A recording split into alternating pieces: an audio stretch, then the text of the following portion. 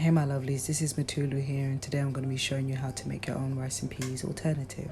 Look at that, looks fluffy, doesn't it? So here I have pre-soaked my black chickpeas for 12 hours and I added some fresh water.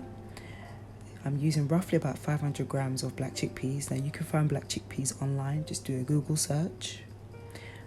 I added roughly 1200 mils of water. I've put it in my pressure cooker. So now I'm going to cook that for roughly about half an hour. We've got our seasonings here, 3 bay leaves, some smoked sea salt, and we also have some Fonio, which is what is going to be the foundation to creating that rice and peas alternative dish. Now you can get that by eattolivenottoDie.com.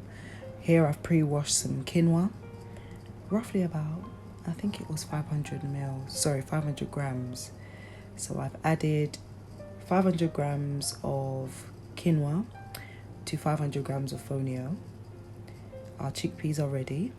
We've got the cream coconut. Now this one here has 100% coconut, as you can see, nothing else. Or you can use fresh coconut milk that you've made yourself.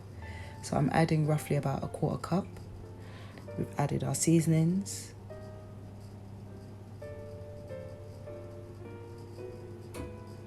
Let that dissolve a bit, and then we will add our mixture of Fonio and quinoa. Now my choice and reason for using those two grains, well, Fonio is a seed actually, but my choice for using those two is because it actually is reminiscent of white rice in terms of texture and taste. So this is the closest that I could get to, in my opinion.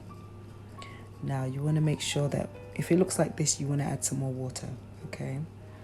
So you want to add water where it's just enough in terms of covering the quinoa and the Fonio, just a little bit, so maybe 1/4 inch essentially.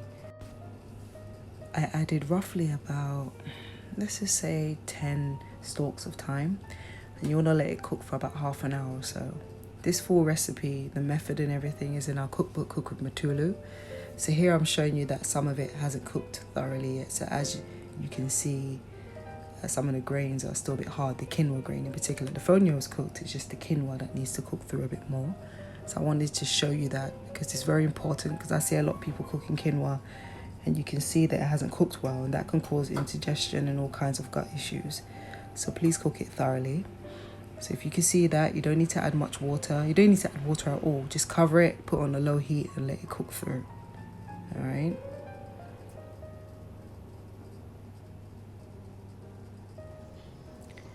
And there you have it. I let it cook through for a further 10 minutes and now it's ready. So in total, this probably took about maybe 35 to 40 minutes in total.